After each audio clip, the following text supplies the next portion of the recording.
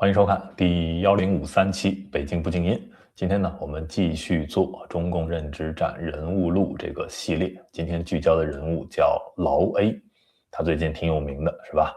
原因呢是，首先美国斩杀线这个概念是他提出来的。那么在这两天的一场网络连线中呢，他又创造了一个新的网络流行词，叫糖霜苹果。这个一会儿我们都会讲到。那他为什么叫劳 A 呢？有人说是因为他的英文名叫 Alex， 也有人说呢他曾经进过派出所之类的所以就戏称他为劳 A。我们先来看一下他在 B 站上实际的名字叫斯奎奇大王那么我们这个系列的宗旨呢是这样的，我其实不关心我们所分析的这个人物他做这一切的动机是什么，他的目的是什么有人把他开盒了那我对于他真实的长相，他真实的姓名，家住哪里，我也不关心。那么我们关心的是什么呢？我想分析给你们听的是他做的这些事情所用的手法是什么，以及最终在一个结果上，在功能性上，它是不是配合了中共认知战的一个传播。那么我们首先要说到了，在这个角度而言中共认知战的底层逻辑是什么？第一就是让你不再相信外部世界，不再相信对于美国、对于西方、对于这些民主自由世界的这些美好宣传你不再信了。第二呢，让你觉得制度比较没有意义你就不要再去中国和美国之间做比较，中国跟西方之间，中国这种集权体制和西方自由民主的社会去进行比较告诉你没有意义一样烂那么第三点呢，是让你在恐惧中，这个恐惧是如何塑造出来的，一会儿我们会详细给大家分析让你在恐惧中呢放弃行动与想象这些行动呢包括你认出中国也包括你想改变中国的这些行动还有想象，是你对于美国对于西方的一种美好的想象，也包括你对于中国如果不是中共统治的另一种可能性的想象把这些全都让你放弃掉。那我们分析劳 A 的具体手法之前呢，先给大家看一个小视频就是他这两天所创造的那个新的网络名词糖霜苹果他在这个节目中呢实际上是使用了一个他写好的文案，这个痕迹非常重，因为他重复了2遍绘声绘色的描述什么是糖霜苹果呢，就是说一些润到美国的中国人，他没有钱的时候，他会去向黑帮借钱，还不上，黑帮就直接私刑处置了把头砍下来，头皮剥掉，然后呢还要制造这个恐怖把这个头颅挂在你的门口。那他形容呢，由于西雅图这个气候非常的潮湿所以即便在冬天也有这种苍蝇会去叮，会去产卵，最终呢这个血淋淋的像一个苹果一样的，上面就挂满了那种白色的蛆卵然后还会滴下来，就像一个糖霜苹果。那我们首先听一听他自己是怎么描述的。挂在这个黑户住的那个地方的门口挂上，就像挂圣诞苹果一样，挂在他家的门口那西雅图呢又是一个很潮湿温润的地方，它冬天呢也会有苍蝇，尤其是干这种事情的时候，往往他们还挑一个好日子找一个阳光明媚的下午，把这个东西挂在他门上那很快呢，这个东西就会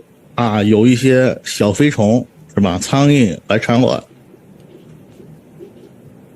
非常快的速度，因为它上面已经没有表皮了嘛，就是蛆虫啃起这个东西非常快，就是产卵的速度也非常快。它很快，这个脑袋就像这个红苹果一样的这个人头，很快就像是那种糖霜苹果一样，外面裹了一层白霜一样。这个蛆虫是会分泌那种消化液的，它们在这个头颅已经没有皮肤这个肌肉组织里面分泌消化液，很快这个肌肉会溶解。这个蛆虫它们就会粘成一团，就是往下流，因为那个肉开始溶解了嘛，就像挂了太多的糖浆，那个东西会往下滴。这个蛆虫多到就会像就是一团，砰，就像水滴一样，砰掉到地面上，叭散开。那个声音，那个味道，那个嗡鸣声，那个头颅周围会形成一层像黑障的一样的，就是一群蝇虫在那周边飞。因为整个头颅已经是铺满了那种蛆虫了，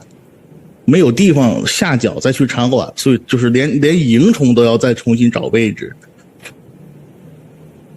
有人说这个头颅不会有人处理吗？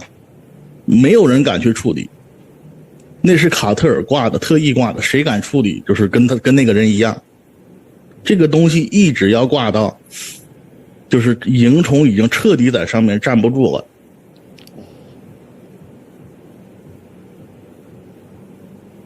就是这种情况。那你说，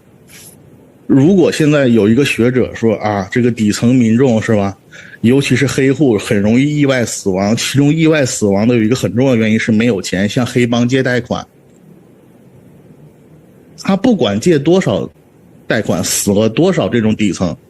他做研究的时候他是看不到这些东西的，他也就不会觉得有那么惨。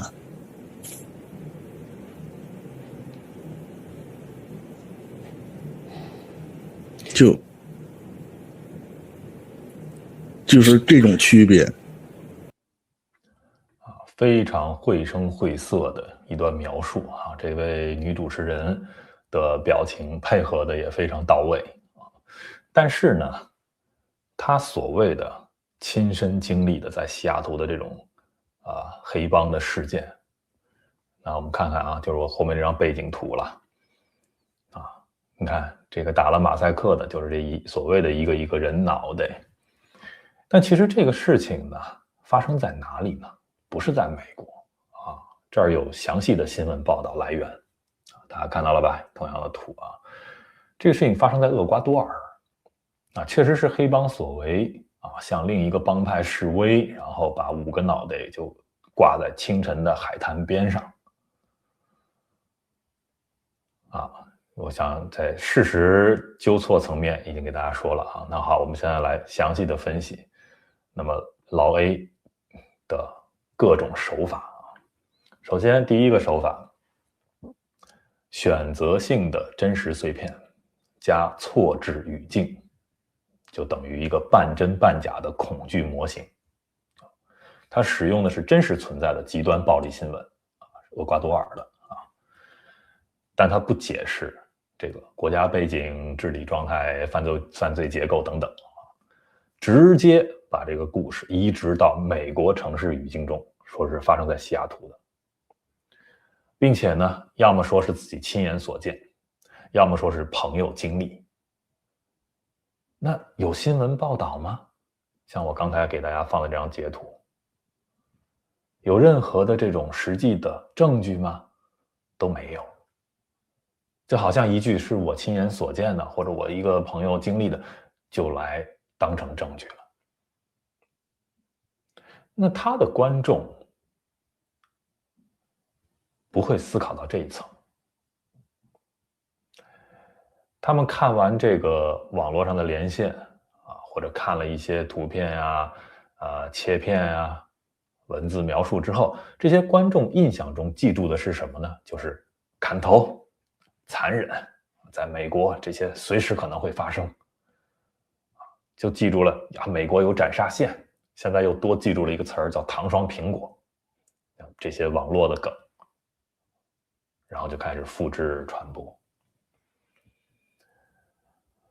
那么劳 A 的第二个手法是抹平制度差异，他是把中国的现实投射给美国，这个很有意思，因为他是讲给中国人听的，他用的是中国人最熟悉的那些生存经验，然后去用来描述、讲述美国的社会。那么，但是这些是错误描述。你比如说，在美国有急诊法啊，你急诊来了，你得先强制要先救人的，连账单什么都是后置的。穷人呀，一些非法移民啊，在不同的州，它有各自的一些制度来兜底。他在连线中还提到了说在美国捐献器官的这些恐怖的比喻说中国这些留学生在美国这个黑市里是最值钱的，因为你不吸毒，你非常健康什么等等。他的这些想象是哪里来的呢？因为我们都知道，真实的器官捐献或者这些器官移植的地域，其实是在中国。他等于把这些中国的现实就直接投射到美国，讲成是美国的一个普遍的故事了。当然，这一点很有可能会成为这个劳 A 的回旋镖有人说他现在逃回了中国，我不关心他在哪儿，但是他这一套话术讲出来，其实很多人听了会去联想到，那是不是在中国这些情况更严重呢？那这些都会成为有可能他后面会倒霉的一些回旋镖那这是另外一个话题了。我们继续看他的手法3就是把个案放大，然后造成一种系统化的恐惧。就是他在讲述这些东西的时候，他从来不会说这是一个个案这是一个极端情况，而是他反复的使用一种隐含的表达，让你理解是什么呢？说这就是底层逻辑，这就是看不见的斩杀线包括这些糖霜苹果这些情况，反正你只要在那儿，你迟早会踩到。等于他用了一个一个的这种无法核实的个案故事一些极端的故事，它就包装成了整个系统的规则。就这也是中共认知战的一个手法了，就是他在宣传的过程中，他不需要你去相信每一个个案每一个细节，不需要，他只要让你渲染到能相信这么一个判断就可以了，就是这些恐惧是结构性的是美国那个制度问题，所以不要再吹嘘他的制度好了，自由民主这些制度是一样烂的，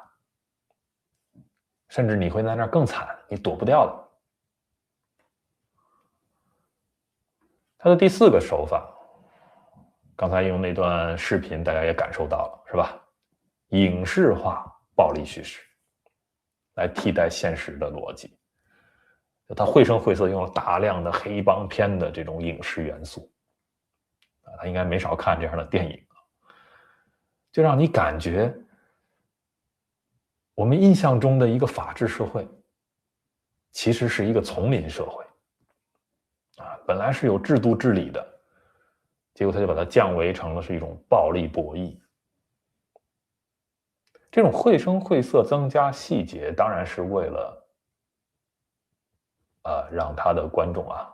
更相信他说的这些是事实。那最终是要给人一种感觉，就是结论是什么呢？外面的世界充斥着更隐蔽更冷酷残忍的暴力那当然了，另一个功能就是令人产生对过去这种反共叙事的不信任你们说的都是假的你们说的这些西方民主制度的好也都是假的，真实是什么？真实就是劳 A 告诉我们的。接着看他的第5个手法，就是恐惧引导，切断的比较路径。因为我们知道啊，正常的认知路径是什么呢？对于一个中国人啊，无论是他翻墙还是不翻墙啊，那他感觉到中国有问题的时候呢，那你要向外去比较，对吧？我看看别的国家是什么样子的，别的制度是什么样子的。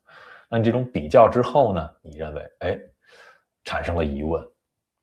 甚至可以产生后续的行动，我要改变这个国家。这是正常的认知路径。那么劳 A 制造的这个路径是什么样子呢？就是中国有没有问题啊？有，但是外面更恐怖，一样烂，甚至更烂。所以你就放弃比较吧，没什么可比的，放弃想象。那这一切其实也是中共认知战最理想的一个完成态啊。那他最希望的就是中国人，包括海外华人，你不要再反抗，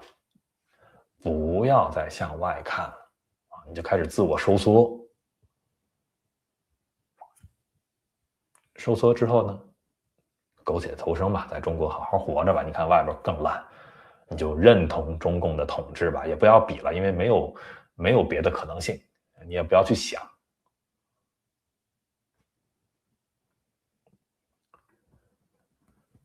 最后我们来分析一下啊，那么劳 A 为什么最近这么火，对吧？他的这一套说法产生的效果比那些外宣更有效，为什么？第一个原因就是他没有去正面的去歌颂中共，他也没有使用一些官方的这些话术，这个也会让人降低这个警惕性，觉得这可能不是中共派来的人，对吧？我们可以听听他说什么。那么第二点就是很重要的，他是以一个普通人的角度啊，我是一个留学生，那就是这是我亲身经历啊，美国的烂啊，西方的虚伪，他等于是用第一人称恐惧的这种视角，我们知道这样的视角是最容易让人有代入感的。那么还有第3个很重要的原因，就是他精准命中了中国社会的心理底层结构。什么结构呢？就是没钱就被放弃，这是中国人在中国的真实的恐惧啊。很多人都体会过啊，在中国你没有钱，你就会被整个这个社会放弃掉，没有人没有制度来给你兜底，也没有一些什么非官方的组织来帮助你。这是这些中国人都真实体验过的恐惧。但是他把这一切说成在美国也是这样的，那大家直接就可以代入了，没有这个跨越的门槛，因为他自己感受过啊。你现在告诉我说美国也是这样，哦，我知道了，这跟我经历是一样的啊，原来美国也是这样，非常容易就理解了。还有呢，就是对制度不透明的这种长期创伤，这也是非常真实的啊。大家在中国经历的就是这些东西，制度不透明，感同身受。你现在跟他说啊，美国也这样，他立刻就能理解。还有就是对于暴力随时降临的这种集体记忆，这种中国人的集体记忆是从祖辈、父辈一直到现在的。因为从1949年中国建国，这种暴力随时降临就没停过。三反五反、大跃进啊，这个人民公社啊，再到3年饥荒，到文革啊，再到后面8964，再到最近的这些过度防疫、封城、新冠的这些集体记忆，暴力随时会降临。所以他现在只是把这一切都挪到了美国这个语境里，告诉你啊，美国也是这样的，大家瞬间就能理解了。所以这就是为什么劳 A 的整个这一套话术啊，会引起这么大的共鸣的一个原因。那我们在这里分析的不想说他是不是受了谁的指使，或者拿了谁的钱在故意做这些事情，那当然不一定是这样，这不重要。那他是不是精准的长期在网络上浸淫，感觉到有这么一个爱国赛道可以去踩可以去挣这个流量，这也是有可能的。因为实际效果也达到了，你看跟他去做连线的那位女主持人我不太了解但是中间那位嘉宾沈毅，那就是一个就是长期吃爱国流量饭，收割这些粉红的一个所谓的爱国区域，你看很快就走在一起。当然这些也不重要，最重要的是结果上，